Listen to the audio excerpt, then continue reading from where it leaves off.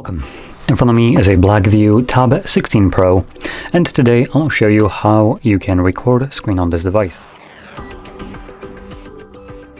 Get started and pull down your notifications by swiping down from the top of your screen like so, and then swipe down once again to extend the list of visible toggles.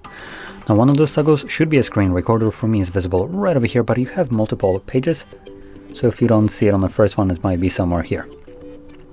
From here, simply tap on the toggle. It will bring up this window, start recording the screen recorder. I'm gonna select OK.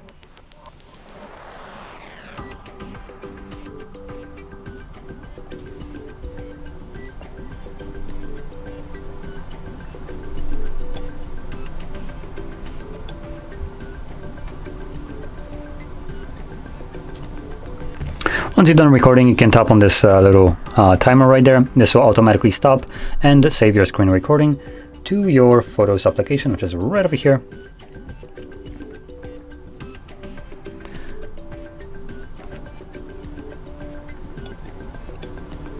And here we're going to navigate to Library. And in Library, you should have an album called Screenshots. It looks like that's where the device saves screen recordings. So it will be semi-organized, as in here you'll find only screenshots and screen recordings, which makes it much easier to locate your, for instance, recordings later on down the line. Now, here's the recording itself, so I'm going to play it back. Now, the device does record microphone by default, so keep that in mind. I believe if you hold the toggle, which I'm going to test in a second, you will be taken to the settings where you can change that if you want to. So let me just close this. Let's find the toggle once more. I'm going to hold it. And there you go. You have three different options. So you can record audio as in microphone, device audio, and also touches on a screen.